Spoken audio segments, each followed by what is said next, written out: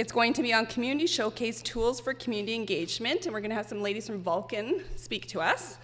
And it's my privilege to introduce Bev Knutson Shaw from A Smorgasbord of Stories and Colleen Carey from VTV.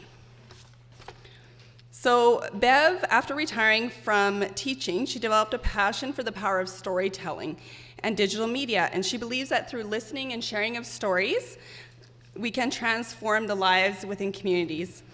She is a digital storytelling facilitator. She has created many digital stories, and her recent project being A Smorgasbord of Stories, which is the Canada 150 project that celebrates cultural diversity in Vulcan County. Colleen grew up in Vulcan, Alberta, and she has a passion for sports with a Bachelor of Physical Education. She's traveled the world and has worked at 2 Olympic Games. She moved back to her hometown with her husband and her 2 children so that her girls could grow up in a small town environment. She has a long family history of community building, and she's involved in community recreation initiatives and VTV. She believes that everyone needs to be engaged in order to have a healthy community. So welcome.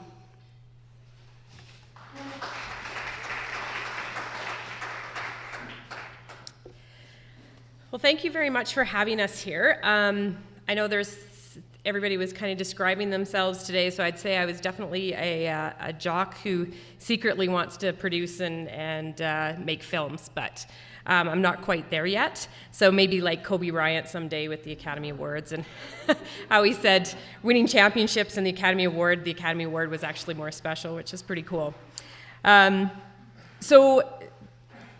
Today, I'm actually, and one of the things I didn't mention is that I've actually changed careers over the last 5 years. So I'm not working in sport and rec, but definitely all of my volunteer work is definitely around sport, recreation, physical literacy, and which is my passion, and also with healthy communities and active communities. So today, I am a part of a group called VBIT, which is the Vulcan Brand Initiative and innovation team, and one of the projects we've done is VTV. So as we go along, I'll explain a little bit more about it, but that's how I came to be presenting today. So, and I hope this works, so we'll see. So I thought I would give you a little bit of stats about Vulcan and Vulcan County for some of you that may not know about our county. So we have a very large population, and sorry this is so small for you in the back. So we have a population in our county of 6,900 people. So it's very small with 1 town and 6 villages and some hamlets in there. So definitely a rural community. We have, and our area is just shy of 5,500 square kilometers. So we're a huge county with a very small population. Our main industry is agriculture, with oil and gas industry as also a large employer. Now, one of the things that's happening is as oil and gas has become well, it's always been very volatile. Things have been changing, and we also have a lot of the energy sector that is coming in, and the renewable resource energy sector is coming into our county. So we have a massive wind farm that's up and running up on the Carmen Gay Ridge, as well as possibly one of the largest solar farms in Canada is going to be located in Vulcan. So the Vulcan County is extremely high elevation, and we have a lot of sun hours. So some that rival best places for solar in the world, actually, and wind, as anybody that lives there knows there's wind in southern Alberta. We have tourism and recreation. I'll talk a little bit more about the tourism as well. But even from a sport tourism or cultural tourism, we have many events that go on in our county all year round. We have the smallest St. Patrick's Day parade in the world is in Carmen Gay, and that's on March 17th every year. So things like that, but we have lots of things. Oh, sorry, the shortest. It's not the smallest.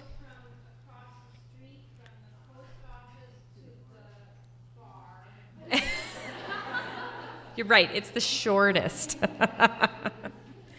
So things like that going on in all of our communities all year round is fantastic. We have a lot of great recreational facilities, pools, curling rinks, skating arenas. We have a brand new outdoor skating arena in one of our communities because their old skating arena they had to take down. 2 outdoor swimming pools. We have 3 actual reservoir lakes. We have the Little Bow River, we have the Bow River that lines our communities as well. Fantastic provincial campgrounds and local campgrounds. So we have a lot of things going on in our county. And great libraries. I think the librarians are gone maybe, but we do have some great libraries in our communities as well, part of Chinook. And we have a hospital in Vulcan, which is definitely important for our community. We have a lot of people that move there because we have a hospital. The closest hospital to us is 60 kilometers away. So High River, Lethbridge, Calgary, Strathmore, and Brooks. So we're surrounded, but that's a long ways away if something happens in a rural community, as many of you probably know. And it's actually expanding. So the Vulcan County Health and Wellness Foundation has been fundraising for the last several years to actually expand it and to have some really cool stuff that's happening in our community because we have everything under one roof. So we have our doctor's clinic, our health unit, as well as long-term care, active beds, and we're expanding that as well. So. And then we have our brand, and we have one of the most famous TV shows that's ever been put on the planet was named after us. So it's pretty obvious that Vulcan is our brand, and yes, we do have rights to Star Trek through our town and through our tourism. But the brand could only take us so far. And not everybody in our county, yes, Vulcan, it's a great search engine because if you put Vulcan in a computer, you will get Vulcan County comes up, or the town of Vulcan, which is a pretty amazing thing. You can't buy that on the internet. You can't buy that in advertising. So Star Trek was an obvious choice, but it can only take us so far. And so back in, I'm not even sure the year, a few years ago, they came up with the idea that we needed to rebrand or expand the brand. And so Vulcan Brand Innovation Team was created, and it looked at creating brand, expanding the brand for our villages and our town.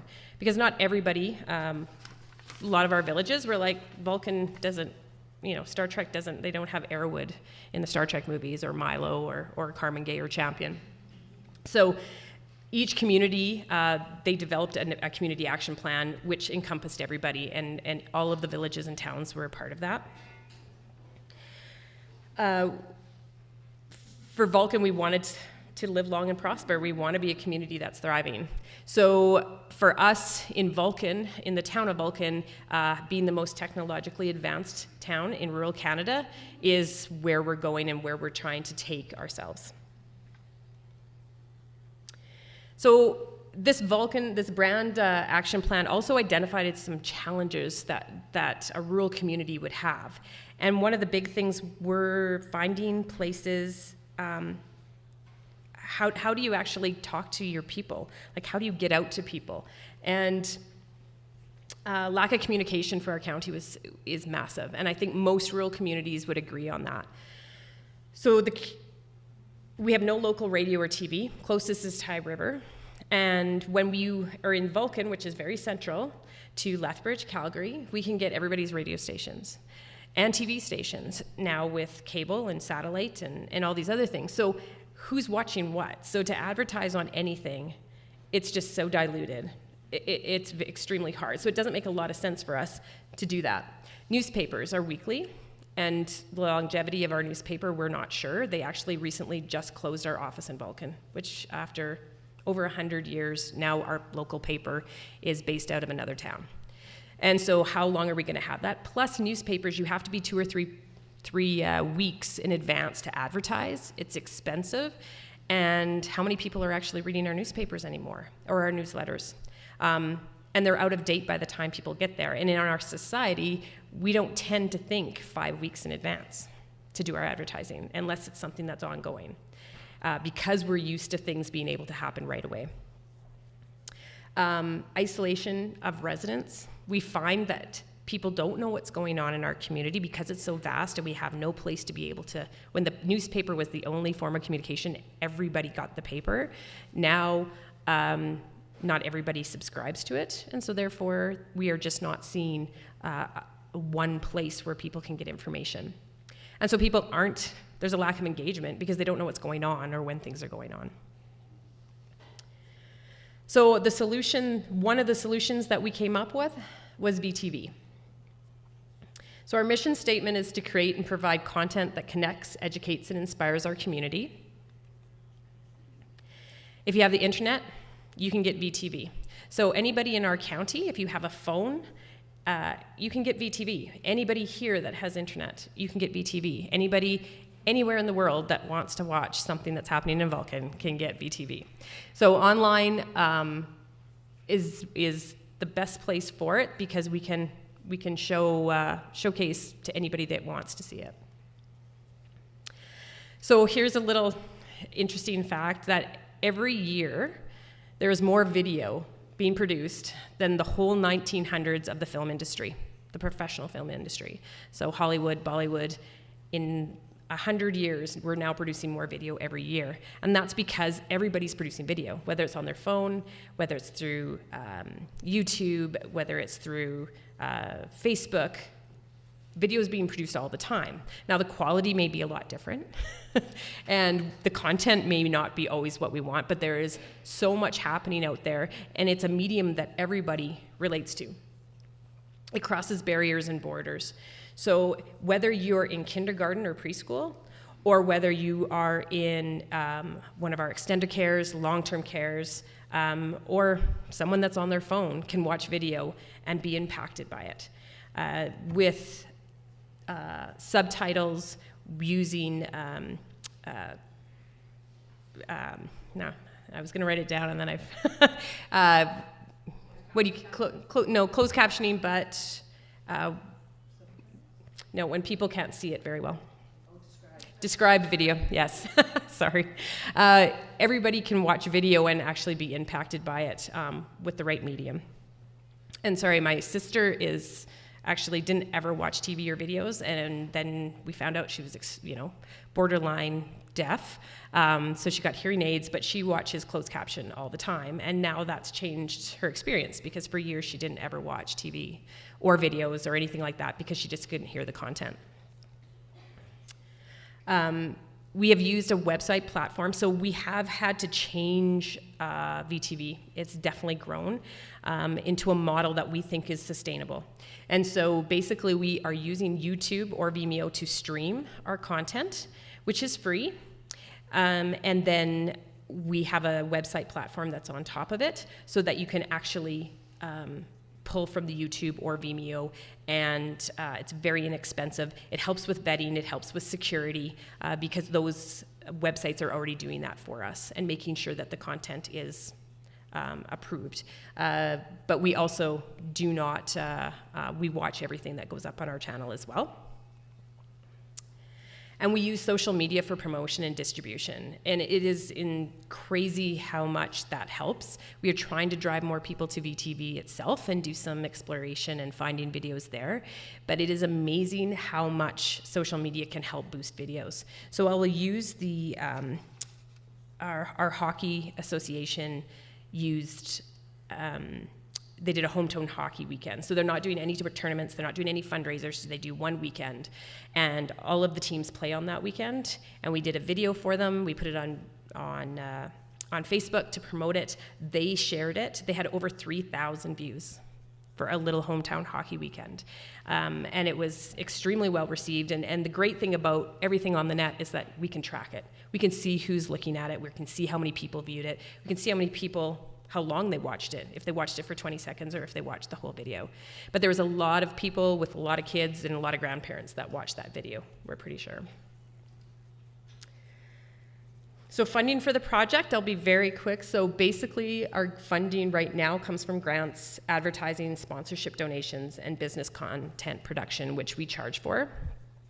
We try and keep it as low cost as possible, but it's just a way to keep the project going. And so I think this is, the middle part is VBIT. So VTV is a project of VBIT, and we are hopefully at some point going to take it to, it'll probably become its own entity, but right now it's under VBIT. We have a business administrator, and we have a community content producer that we do give dollars to at this point in time. Then our project, the top part, is the community content input, which we are working very hard at trying to get our community to give us content that they're producing already. And Bev is a great example of that, and she'll talk more of what she's doing in a few minutes. Okay, so instead of talking about, we're talking about video, I'm going to show you a video of what VTV is about. It's our little promotional video that we show. We're hoping that it'll all work. We practiced before, but.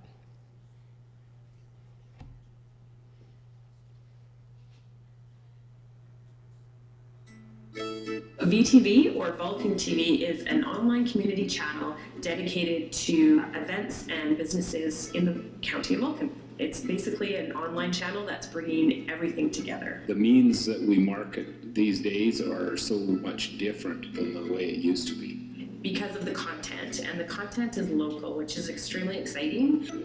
SEO, social marketing, search engine optimization, all these things are daily terms. And now we've got just one more avenue, one more means that small community businesses in an area like Vulcan can be exposed anywhere. A communication tool in our county that's relevant and timely. So we're really excited about that part of Vulcan TV, that we can actually get up information quickly and it's relevant. The menu that you're able to choose from is very explicit about what information is there. There is a great number of information that is of great interest to the local people.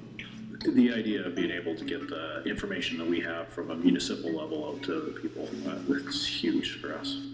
Have some exposure far beyond the reaches of people just walking in the door. We're going to be able to get the information from council out there to people that they can view. It shows all the community things that are going on and what is available for them, and it should entice new people to come to our town. We're going to be working really hard at making sure this is a hub of communication so that you can go there any day and actually find new information about what's happening in our community. We're excited to collaborate with the Vulcan Business Development Society on an enhanced digital community calendar. It's the capability of satisfying the need that our town has had for a long time, and that's the community calendar, which is a snapshot of what's happening in our county on any given day or any month. Hook up online and be connected to our community and what's happening there.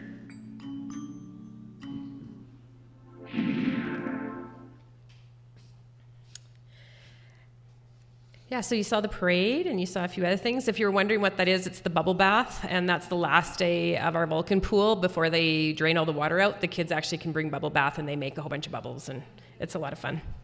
It's good to wear goggles on those days to that pool. I've been there a few times. There's one other video I'm going to show. We're only going to show a little bit of it. I just want to give a snapshot of some of the updates that can be done. So this one was based on a business, and it's regarding the flu shot. And just so it's a combination of an update, but it's also a business owner letting people know about flu shots and like where they could get them, why they should get them, and that kind of stuff. So the kind of the things that we can do. It's not embedded. You know what? That's okay, because I'm running over my time. So, but that's the other video that was there. Was just to show you a snapshot of that. But you're going to see some other great videos from Bev, so I won't go into all that. So some of our successes, and I'll talk to it while we get to the next point. The Town of Vulcan Council meetings have been really successful. So it used to be, if you remember, the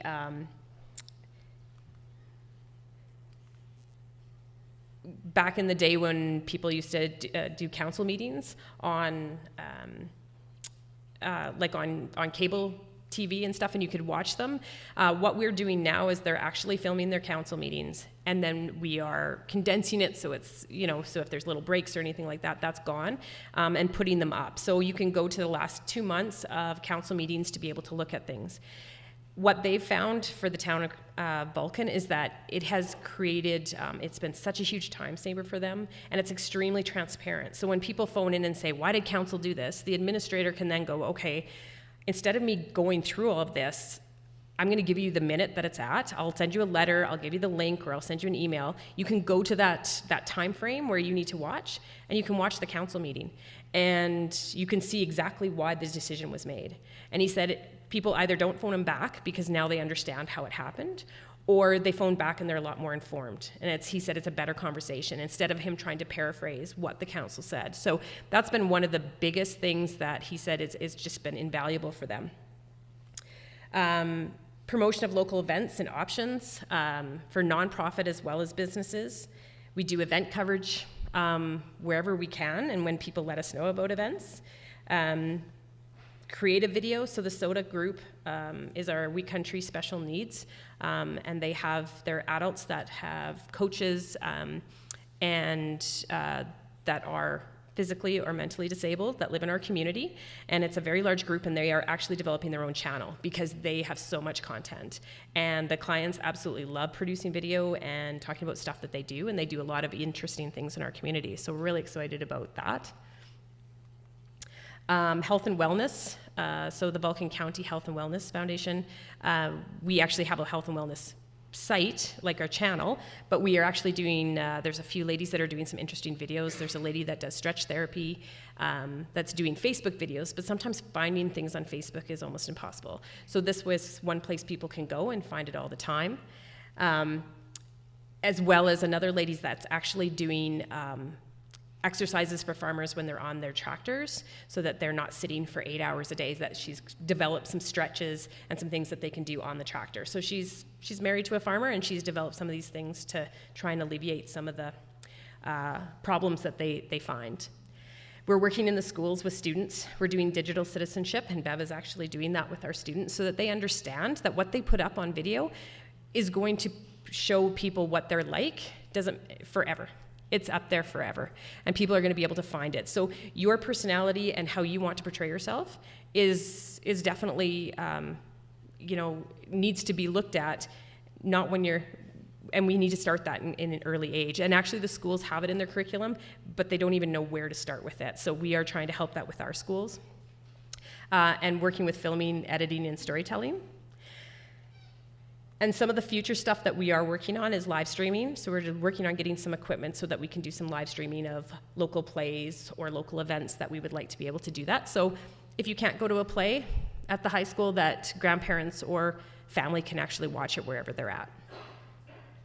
The Canada 150 project with the smorgasbord of stories Bev's going to speak to, but doing more of these things, doing more history of our community, because it's a great place for people to be able to go and look at some of the great things that happened in our community in the past. The SOTA channel is going to be worked on, and it's going to have its own channel. And we also are really trying to develop something that we can package and then bring to another community and say, you can do this, and this is how you can do it, and not have to go through the growing pains or the expense that we did to get here. So that's one of our goals is to make sure that we can update and help people develop their own programs and own TV stations online.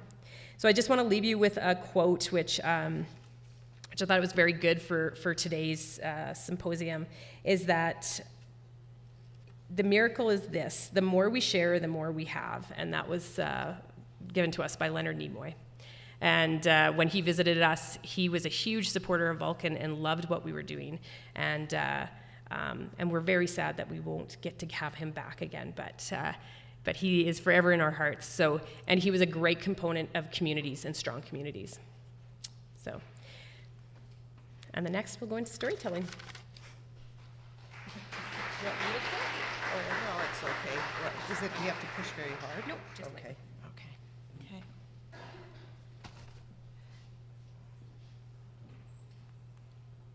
There. Hi, I'm Bev, and yes, I am firm believer in, very passionate believer in storytelling. I do believe that it plays a huge role in building strong families, strong communities. I have been working on VTV. If you go on VTV under the History Channel, we probably have about 50 videos that we have uploaded that are, we did some of the videos were done a few years ago when the town of Champion had their 100th anniversary, and I worked with junior high kids there to create videos. And then the next year, the town of Vulcan had their 100th, and we worked with kids in the high school to create videos. This particular project, A Smorgasbord of Stories, was done for Canada's 150th. Actually, I should say I am on the Historical Society, and so my thing is collecting local histories. But this project, I got a little bit of money from Lethbridge, what is it called? Southern Alberta, Southwestern Alberta, anyways, and Lethbridge Community Foundation. We got some money from the Family and Community Support Services. The Historical Society put in some money, and the Ag Society put in some money, but mostly it's a lot of volunteer work. But anyways, and the purpose of this, actually, I'm just going to show you one of the videos, and then I'll talk a little bit about.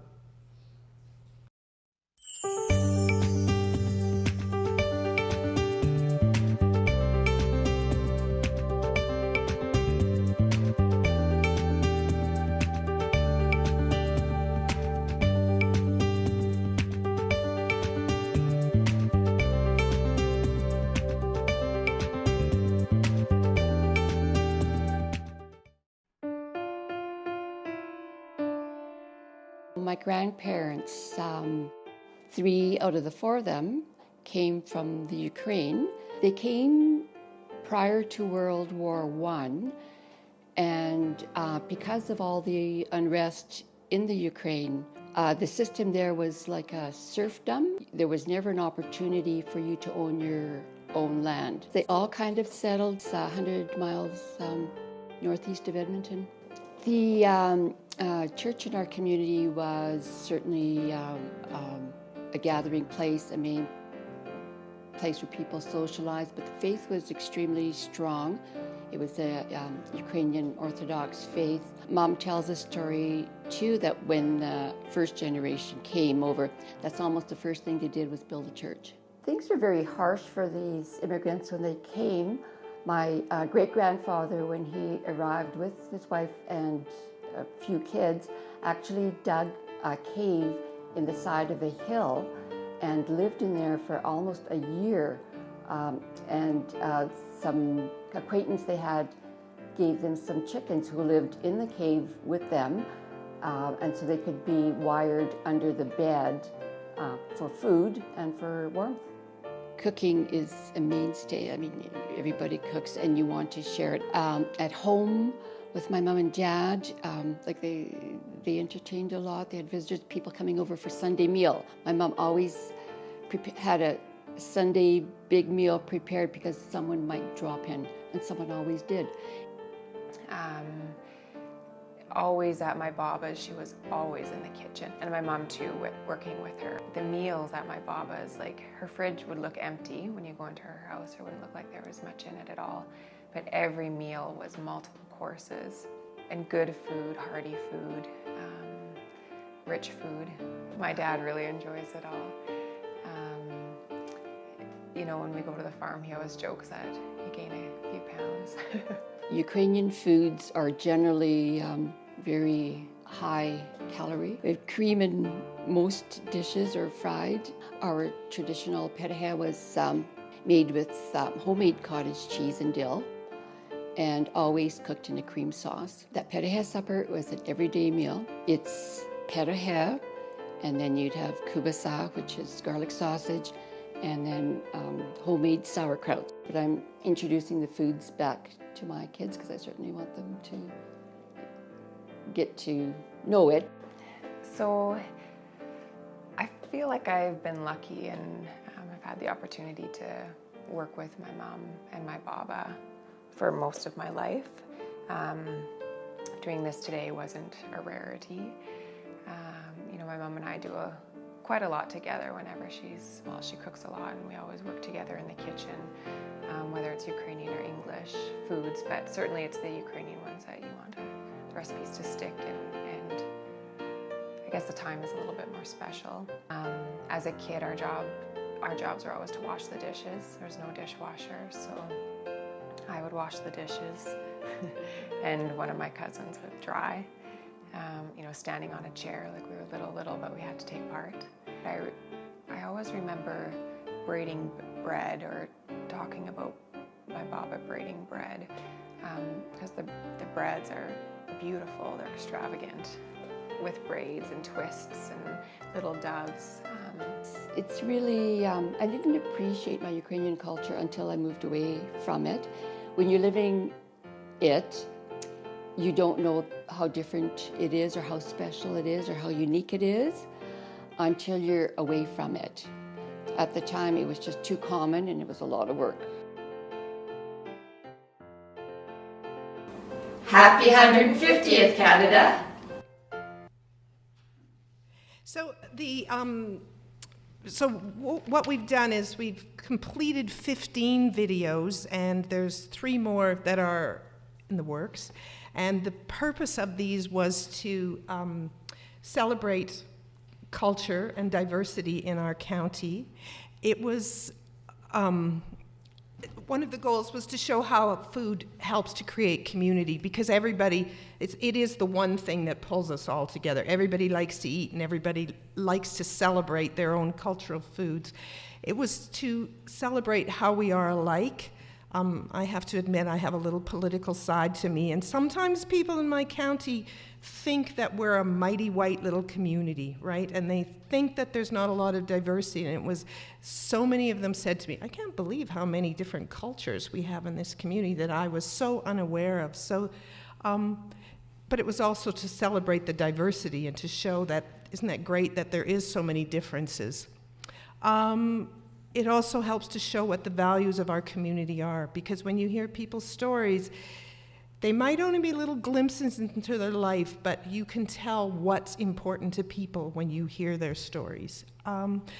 It gives newcomers a chance to tell their stories, and it gives old-timers a chance to tell their stories too. So how does storytelling build community? Well, number one, it's really hard to dislike somebody once you've heard their story. So, you think you know something, but then you give a chance and you listen to what they're really saying, and you're going, you know what? I see you. I see you in a very different way now. The nature of storytelling, well, it is, if I said to you, well, I'm just going to stand up here and give you a list of things, or I'm going to read a report. Anybody want to hear my report? Or anybody want to hear my list? I'm not going to get many takers, but when I say to you, anybody want to hear my story? And, because human beings are wired for story. In fact, research shows that when you start to tell a story, changes in the brain happen, chemicals are released that make people more empathetic and just better people for listening to people's stories. So, and through the stories, you have listeners, you have tellers, and you have listeners, and through that, magic starts to happen.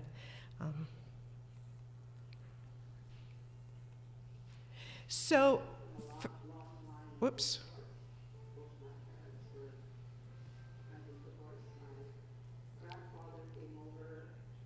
No, that's fine. You can keep it going. From Russia in 1898. And they first settled Manitoba. Later on, they were offered land in the Cowley area.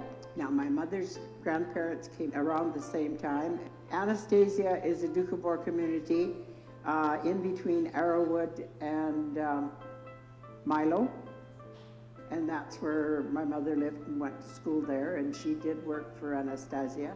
The reason our families came, and many other families, it was to avoid persecution in Russia. So, telling people stories gives a sense of the history of the community, where everybody came from. And interesting that Mary, many people have known Mary forever and had no idea she was a Doukhobor. Her last name was Maloff. It is now Gregory. And and she lives in the town. A lot of people had no idea that we had a big Doukhobor community in the county of Vulcan. Anyways, but I was speaking to her last week, and I said, so what did you think of doing this project? How did people respond? You know, she started to cry, and she said to me, she's a dear friend, so she said to me, you know, when I was a kid, we were so persecuted. Kids used to say to me, Doukhobor, can't get through the kitchen door, and stuff like that. And she said, so when you asked me if I would do this, I was very reluctant. But she said, I finally thought, you know, I'm really proud of who I am, and I want to tell that story. And she said, I have had such an amazing response. She said, I just can't tell you how much this means to me to be able to tell that story and share that. And again, people who thought they knew something about Doukhobors now can go, I see you, I know who you are now. And that's not, you know, because a lot of us maybe thought that they ran around in the nude and blew up bridges, you know, that because those were the stories that people told about them, but she had a chance. Anyways. Healthy communities provide a sense of what's important, what the values of a community are. In 1960, I had the opportunity to buy land on the Little Bow River, and he had been in Canada for 12 years, and at that point in time, he bought 2 sections of land. I'm very proud of it. I'm very proud of the fact that Mom and Dad came with nothing and built up such an amazing legacy in not that long a time. So through watching these different videos, if you are somebody who wants to know something about Vulcan, or if you're a newcomer, by watching them you can see through what people, the things they share, the stories they tell, what we value. And if you want to belong to a community, it's really important, and to feel that sense of belonging, it's really important to understand the values that a community holds. Because if your values and the general values of the population are in conflict with one another, you're going to feel like an outsider. So somehow, at least you have to understand it. You don't have to agree with it, but you do have to understand it. Healthy communities provide a sense of an opportunity to be part of things. I miss it a lot, my family and my mother, my grandmother too. It's a little bit hard, but there's more opportunities here. Your economy is in the same border all the time. In Mexico, no, you can win a lot of money in one day and the next day you can lose everything, so that's the problem. And here is more, it's better.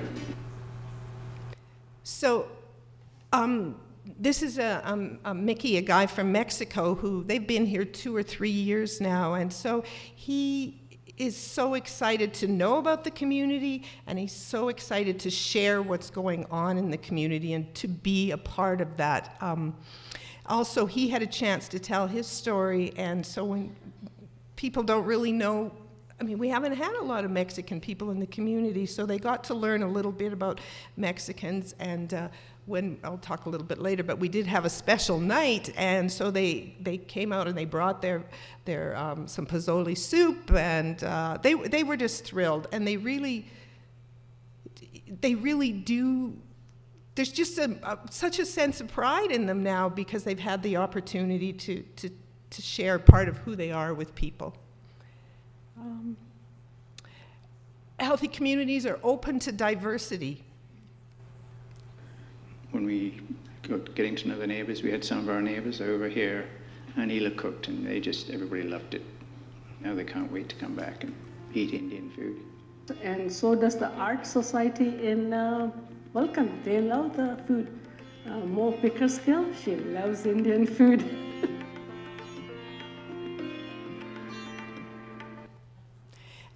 And this is interesting just because pairing the Indian food with her story, just Hila felt it was, Hila is the woman, and she just felt it was so powerful. And I think she's felt a little bit on the fringe, but she's every day she's feeling a little more and more a part of the community. And she works very hard to make herself part of the community, but she just really felt that being able to tell her story made such a difference to her feeling of belonging. Healthy communities build bridges to understanding. My mom, they lived down in South Dakota and they moved up to Montana. We stayed at Lewistown, and that's where my dad met her. My mom, she married my dad and they moved to Lakeside Colony. Food to her eyes, very important. Everything's homemade what we've got. Sheep, pigs, cows, chickens, ducks and geese, turkeys, laying hens, fryer, and everything in the garden we need. Should explain, these are only small clips. All the videos are about 4 minutes. I'm just picking little bits and pieces out of them. In rural communities, well, probably everywhere, a lot of times communities like the Hutterites are not very well understood. People have never been into their homes and really don't know a lot about them. If you notice here, you didn't get to really see her, because you won't see her through this, you know, the religion forbids that sort of thing. So they actually, this video is all about making bread, and so there's lots of hands and backs and heads and things like that, but you'll never see any of their faces in there. But a lot of people, once they sort of watched it and could see the inside of their kitchens, and you know, they are the absolute state-of-the-art kitchens. They are just all stainless steel and super clean and stuff like that. And people could see that, and they're sort of going, oh, they're really not that, well, maybe their kitchens are a little different, but she wasn't that different, you know. Anyways, and they were very happy to share their stories. Healthy communities seek to include the marginalized. And pie was a very popular thing in our community. My mother was a very good cook, so I learned a lot from her. We'd have our own lard. We'd butcher our hog, and we have our own lard, and I'd use the lard. We used to go out west of Nanton there, and we'd go. My mother would say, now you have to get that pail first, and then you can go play whatever you want to do. Florence Sock and I would be together. We'd go out there and pick cherries, and as soon as we got our pail full, we said, that's it, we're going to go play. I love baking. Lots of pies, apple and rhubarb and Saskatoon and peach. I belonged to the Lions. For the Lions dinner, they always had pie. The other ones used to bring in different pies, and we would cut them up, and the men would just like a bunch of vultures. They used to come and grab it. Potluck, there was always pie. So, and by marginalized, I think sometimes we have our seniors that are in long-term care and things like that. We forget about them. We forget about their stories. And it was really interesting when they were first showed the video. I mean, they started at the beginning. The first senior, when her face showed up, she goes, "Oh my God!" And then the next one went, "Oh my God!" And they just, all the way down the line. And it's like, we all do the same thing when we see our face. That's awful. Is that what I sound like? And they were, but you know, every single time a new person comes up to see them in the, because this is in the hospital, this long-term care is in the hospital, they go to the rec director and say, "Can we show that video game? Can we show that video game?" You know? And I don't know if you noticed in there, the one woman that she was before, and then it was a picture of her young and back. She was beautiful. She was absolutely beautiful. And, you know, people go, "I didn't know that." You know, so it just really humanizes people to see those stories. They're not just old people who are dying. They're people, human beings with story.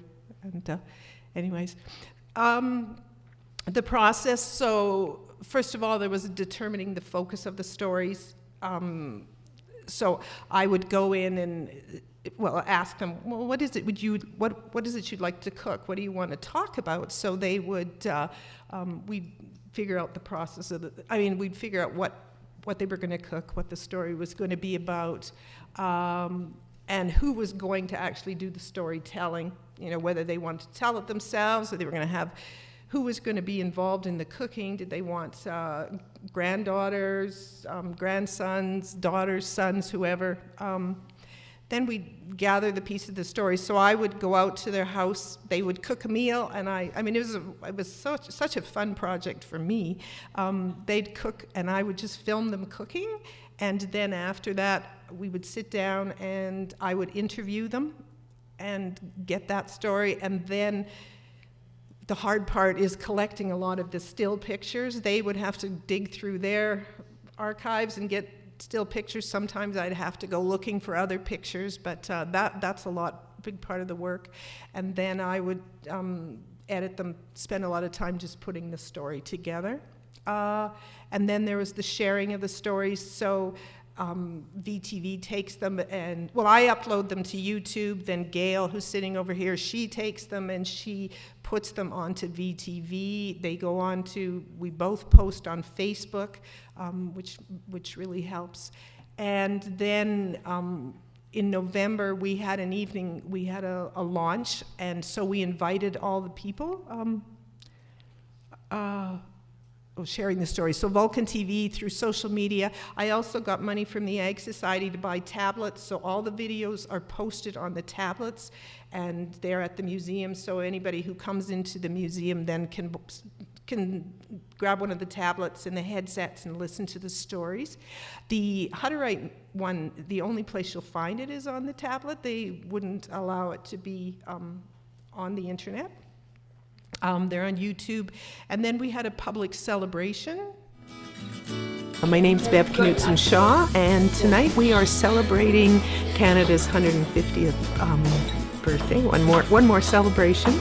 This is a project we've been working on, the Vulcan Historical Society's been working on, called A Smorgasbord of Stories. The agenda is first, we are going to sing our national anthem. I'm going to do a few introductions, explain a little bit about this project, some thank yous, then we're going to watch the videos, and then we are going to sing.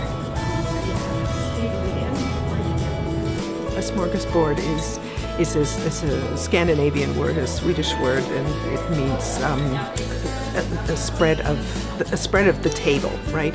And so you have a big variety of food, and of course, a lot of functions in our county, we have a buffet or a smorg, as we often call it.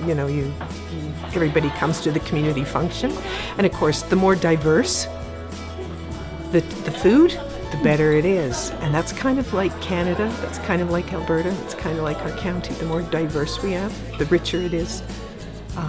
The more variety we have, the better it is. It's fantastic that we get to celebrate the cultures within our communities.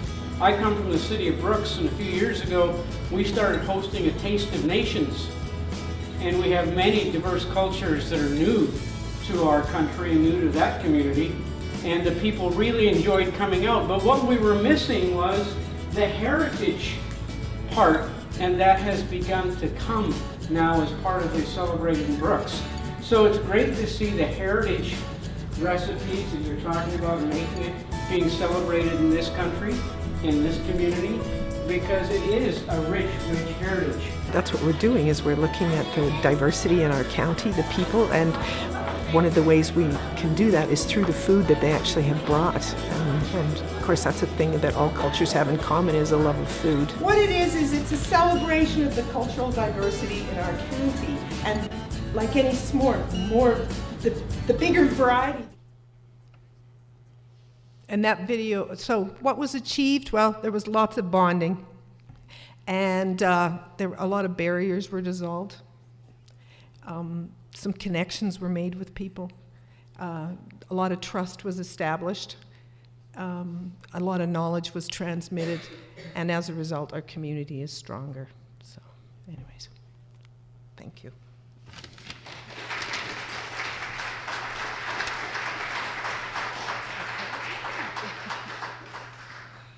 Thank you very much, ladies, for sharing your story and showing us the power that stories really can have in bringing people together, understanding each other, and engaging our communities.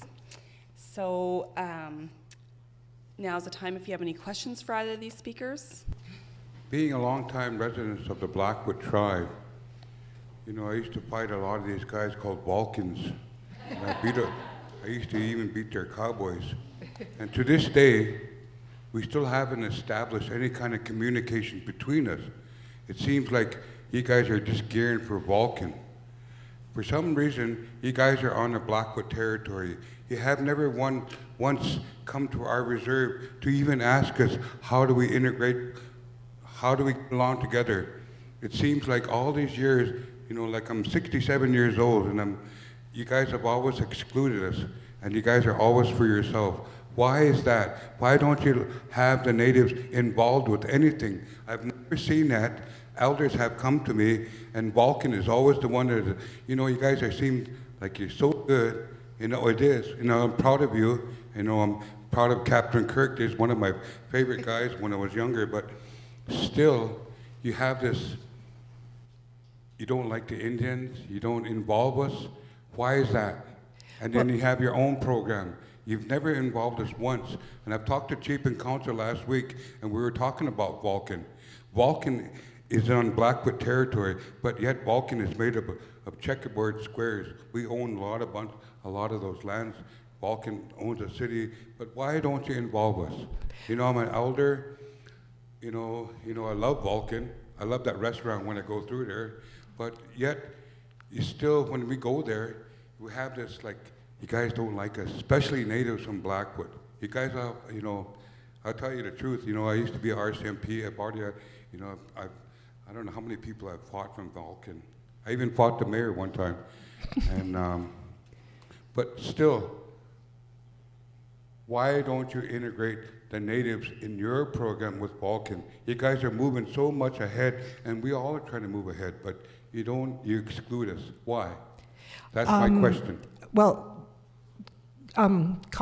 Colleen and I are not from the political end of things, so I can't speak to that. But I know that from the Historical Society, we had our meeting last weekend, and last week, and I know that our Lawrence, I don't know what his title is, he's in charge of the museum part of it, that he has spoken to somebody at Sisika, and they talked about being a part of the next Spock Days, and he said he was just waiting for a phone call back so that they could put the things in motion. Like they asked if they could set up a teepee in front of the museum and be part of. So I can't. That he's just waiting for a call back so that we can take the next step. In terms of the project that I'm working on, the Smorgasbord of Stories, I'm working with Lydia Brass on her story.